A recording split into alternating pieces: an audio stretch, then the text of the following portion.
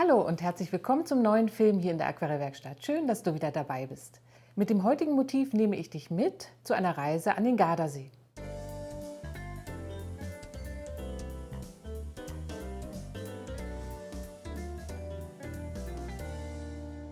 Im letzten Jahr gab es mit mir eine Malreise an den Gardasee und in dem kleinen Dörfchen Polpenatze oberhalb des Sees haben wir dieses schöne Motiv gemalt. Mich erreichen ja immer hier auf dem Kanal sehr viele Fragen von euch bezüglich des Materials oder anderen Aspekten der Aquarellmalerei. Im nächsten Monat soll es einen Film dazu geben, in dem ich diese Fragen beantworte. Falls ihr also noch was auf dem Herzen habt und mich etwas fragen wollt, gerne unten in die Kommentare hineinschreiben. Vielleicht ist eure Frage dann ja auch mit dabei. Und jetzt geht's los mit unserem Motiv. Bevor es gleich mit dem Malen losgeht, hier noch ein paar Impressionen von der Malreise zum Gardasee im vergangenen Jahr. In 2025 ist wieder eine Malreise dorthin geplant. Vielleicht bist du ja dann auch dabei. Alle meine Malreisen und Kurse findest du auf meiner Website www.diesaquarellwerkstatt.de. Die heute verwendeten Materialien sind Lichterocker, Sienna gebrannt, Alizarin Karmesin, Zylinblau, Titanweiß von Winsor Newton, Ultramarin Feinst und Lasurorange von Schminke, Green Appetite Genuine von Daniel Smith, Lavender von Mielo. Ich arbeite auf Arches-Büttenpapier, das Format ist ungefähr DIN A4. Ich male mit meinen eigenen Pinseln, einem Eichhörnchenhaarpinsel in der Größe 12, einem Rotmarderhaarpinsel Größe 10, einem kleinen synthetischen Pinsel in der Größe 6 und dem Flachpinsel von Da Vinci Junior Synthetics in der Größe 10. Mit einer wässrigen Mischung aus Kobaltblau und etwas Zylinblau, um die typische, kühle, blaue italienische Himmelsfarbe darzustellen, beginne ich zu malen. Um die Häuser wird herumgearbeitet und der Berg im Hintergrund wird zunächst einmal mit der Himmelsfarbe übermalt. Die recht aufwendige Skizze für dieses Motiv und das Referenzfoto bekommen die Unterstützer dieses Kanals wieder per Mail zugesandt. Wenn du auch überlegst, diesen Kanal mit einem kleinen finanziellen Beitrag monatlich unterstützen zu wollen, schau gerne in der Videobeschreibung unter dem Film. Die Videobeschreibung öffnet sich, wenn du das Wörtchen Mehr anklickst. Dort findest du dann den Link zu Steady, deine Unterstützung. Vielen Dank an alle, die diesen Kanal schon unterstützen. Ihr helft uns wirklich sehr, hier regelmäßig unsere Aquarellvideos für euch bereitzustellen.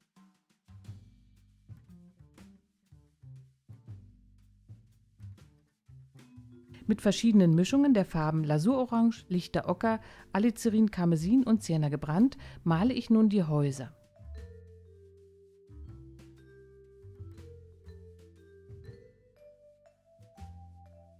Die Fensterflächen werden teilweise freigelassen und die Hauswände selbst mit verschiedenen Farbmischungen und auch mit unterschiedlichen Pinselbewegungen in der Fläche ständig variiert. Wichtig ist mir, dass der Tonwert konstant im hellen Bereich bleibt. Das heißt, in den Farbmischungen ist jetzt relativ viel Wasser.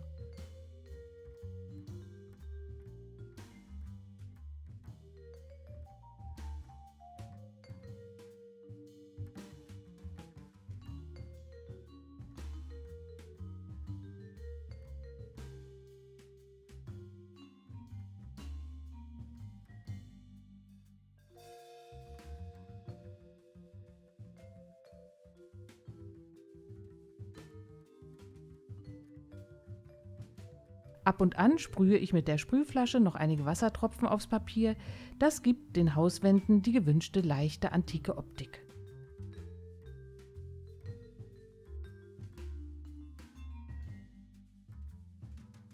Die Hausdächer male ich mit einer wässrigen Mischung aus Cadmiumgelb, Lichterocker und etwas Lasurorange. Und auch das kleine Haus rechts im Mittelgrund hier bekommt eine schöne Lasur aus diesen Gelbtönen.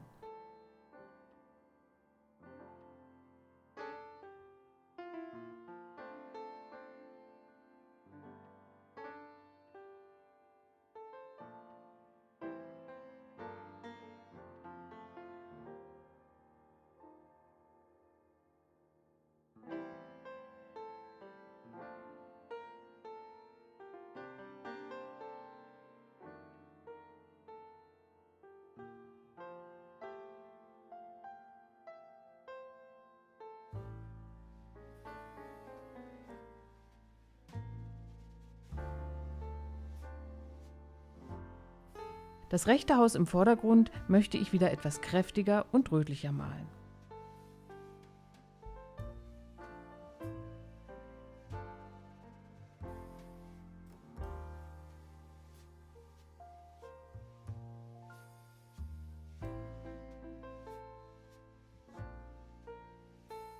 Für die bepflanzten Töpfe mische ich ein wenig Green Apatite Genuine in die Fläche. Hier werde ich die Form im zweiten Farbauftrag mit den Schattenfarben noch genauer definieren.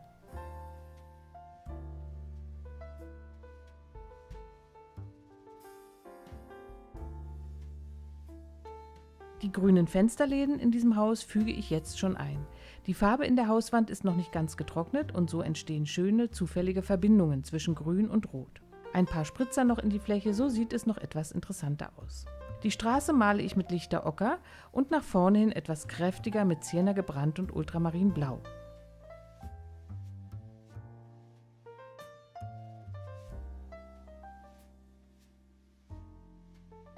Mit dem Kunststoffpinsel spritze ich einige Wassertropfen auf die Straße, so entsteht hier eine abwechslungsreiche kleine Binnenstruktur.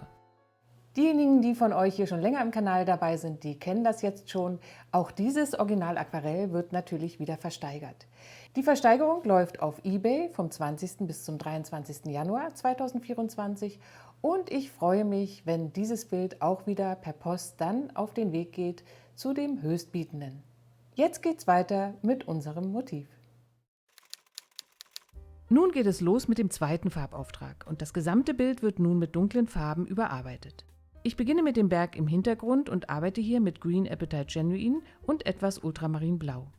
Die dunkle Form des Berges wird um die Hausformen herum gemalt und wir können jetzt ganz schön sehen, dass die Häuser in ihrem hellen Tonwert deutlich anfangen zu leuchten, weil eine sehr kräftige und dunkle Farbe dahinter liegt.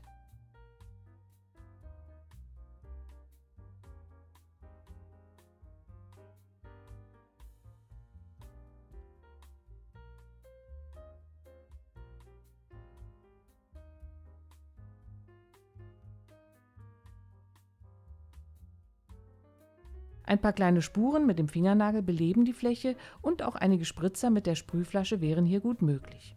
Nun mische ich mir einen Violettton aus Ultramarinblau, Alizarin-Karmesin und auch ein wenig vom Lasurorange. Hiermit male ich die schattigen Flächen auf den Häusern. Ich arbeite so wässrig, dass der untere Farbauftrag immer noch sichtbar bleibt. In den Bereich direkt unter dem Dach kommt ein kräftiger Strich Lasurorange, um das reflektierte Licht im Schatten anzudeuten.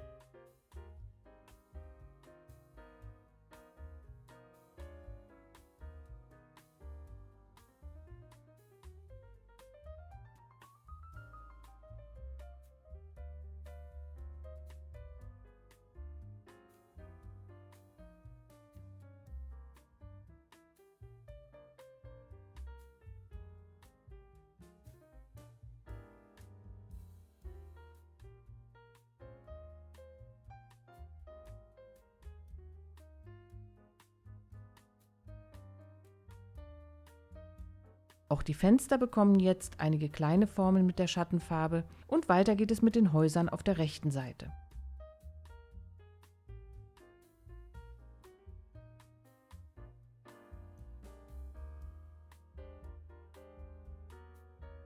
Auch hier male ich wieder einen Strich Lasurorange direkt unter das Dach und schließe dann mit der violetten Farbmischung an.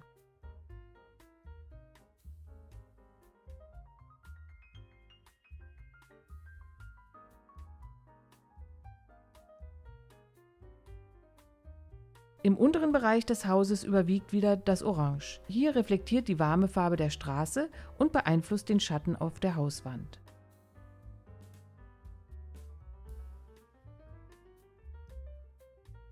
Mit dem Schattenauftrag des rechten vorderen Hauses kann ich nun die Bereiche der beiden Pflanzgefäße auf der Straße aussparen. So wird die dunkle Fläche des Hauses durch ein paar kleinere, helle Formen etwas aufgelockert.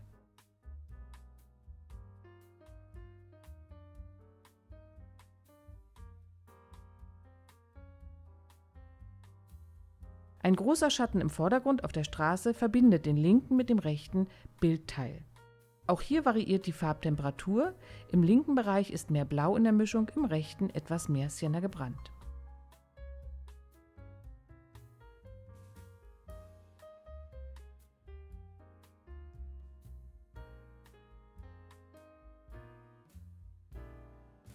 Ein paar perspektivische Linien ziehe ich mit dem nebelfeuchten Kunststoffpinsel aus der Farbfläche heraus.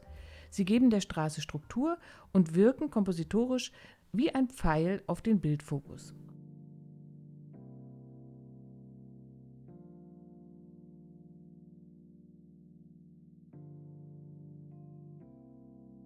Die großen Formen sind jetzt im Bild fertig gemalt.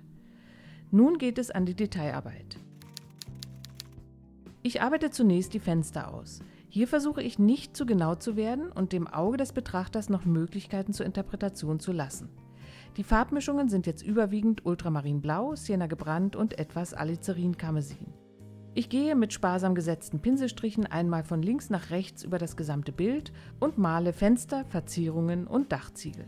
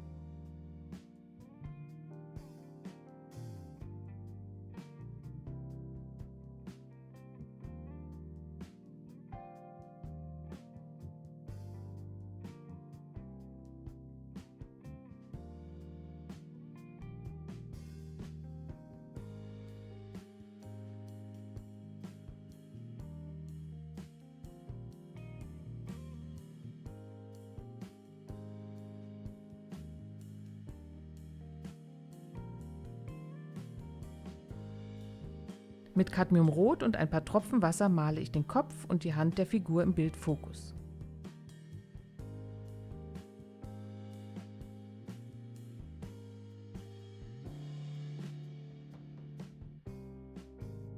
Mit ein wenig Lavendelblau breche ich das Weiß im Oberkörper der Figur. Ich möchte hier auf keinen Fall zu dunkel arbeiten, damit der Kontrast zum dunklen Hintergrund nach wie vor bestehen bleibt. Die Hose wird mit einer dunkleren Mischung aus Ultramarinblau und Sienna gebrannt gemalt und der kleine Hund mit einer etwas intensiveren Version dieser beiden Farben.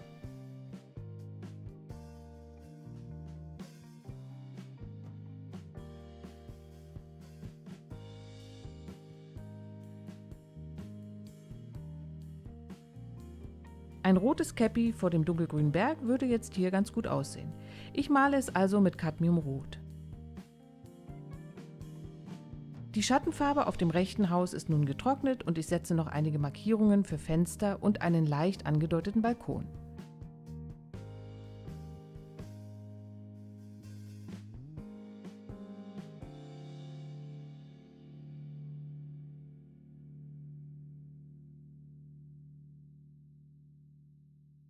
Auch die beiden Blumentöpfe bekommen noch einmal eine etwas genauere Definition, nur nicht zu genau. Hier soll das Auge des Betrachters gar nicht allzu lange verweilen. Ein paar Spritzer deuten ein paar Blätter an, das ist für diese Bildecke genug.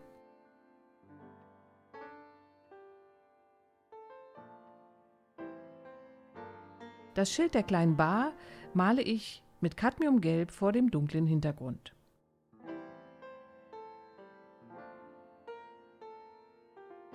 Einige zeichnerische Striche mit durchbrochenem Pinselstrich geben jetzt bestimmten Bildbereichen noch ein wenig Verspieltheit.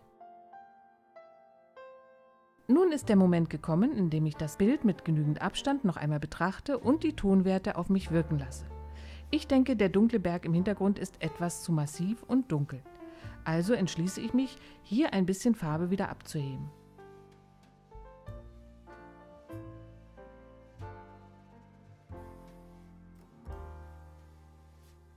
Mit einer zarten Lasur der Farbe Lavendelblau gehe ich leicht über die Fläche und finde die Wirkung jetzt besser.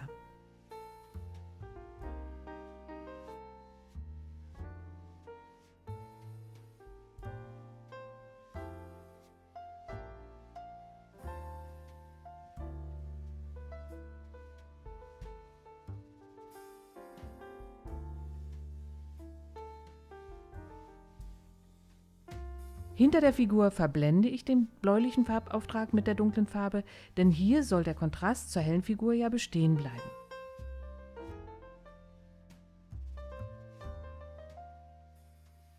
Ein paar weiße Akzente auf der Mütze und hier und da im Bild verteilt sind die letzten Pinselstriche für heute.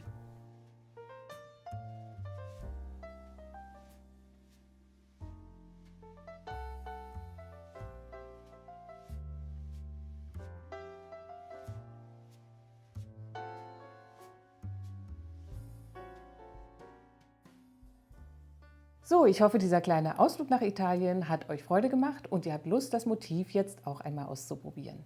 In der nächsten Woche gibt es hier auf dem Kanal schon den nächsten Film. Wir starten dann mit einer ganz besonderen Challenge. Es wird in diesem Jahr im letzten Samstag im Monat immer ein Video mit Bela und mir gemeinsam geben. Wir widmen uns ausführlich einem Thema. Das verrate ich jetzt noch nicht. Ihr werdet euch überraschen lassen. Nächsten Samstag geht's los. Ich freue mich schon drauf. Tschüss, bis dahin. Diese da. Was? Was ist das für Menschen? Nee, das sind Töpfe. Sieht so aus wie das wie ein Kopf und die Hand. Auch die beiden Blumentöpfe bekommen noch einmal eine etwas genauere Definition.